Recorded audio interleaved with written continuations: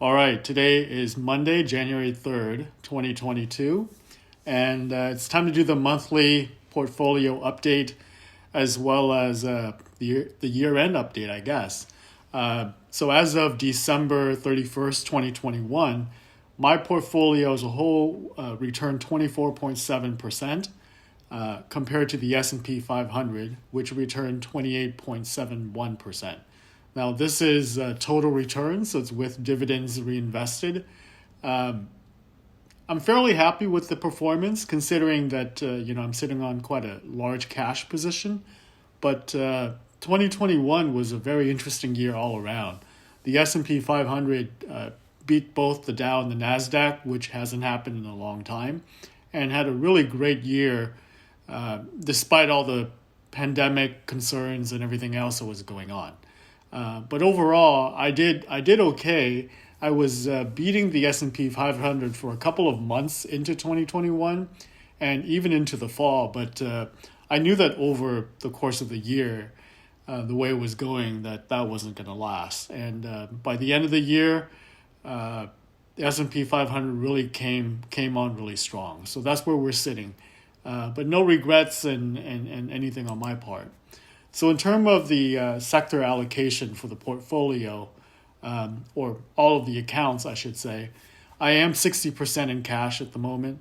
The rest of it is spread out among long-term bonds, technology, baskets, REITs, gold, and then other stuff. Won't get into the details of that too much, but it's really from a macro allocation standpoint.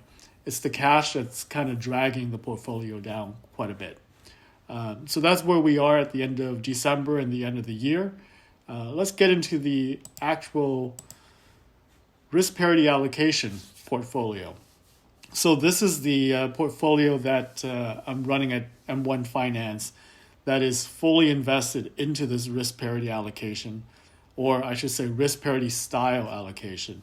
And I'm doing this in a specific way where I'm adding money to it every month to simulate, staying fully invested and just buying in at a fixed amount every month.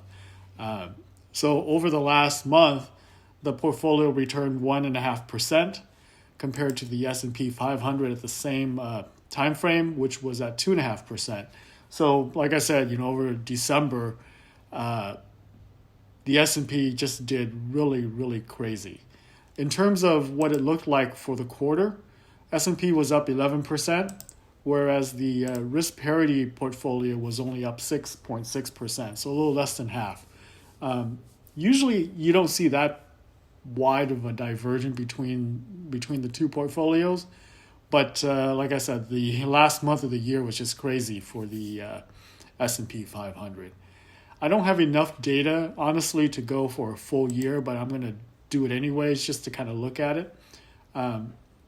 The portfolio really started in earnest around June. So it's not quite a year, but just for shits and giggles, we can take a look and see how it compares. So S&P 28.5, risk parity 20%, and partial year. So keep that in mind as well. So I guess the big question would be, why would you do this type of portfolio?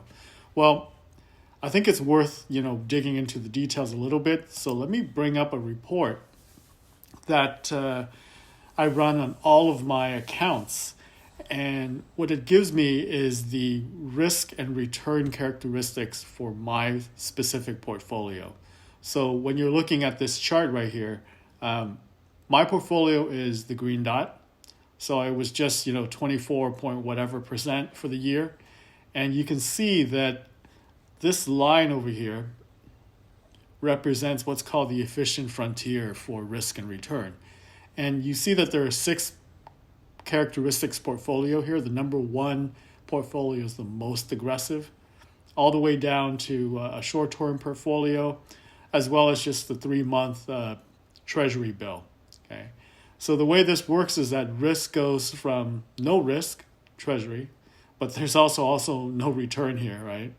All the way to the riskiest, most aggressive portfolio, which is made up of 95% stocks spread between U.S., developed countries, and small cap.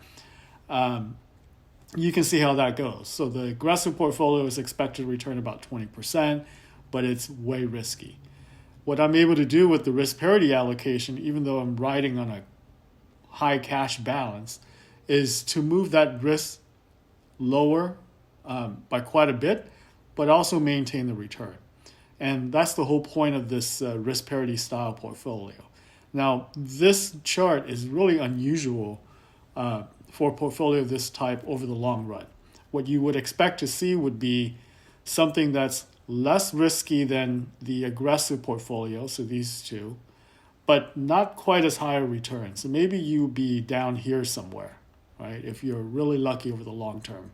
But to have something like this where it has the risk characteristic of a moderate to moderately aggressive portfolio, but really sky-high returns is super unusual.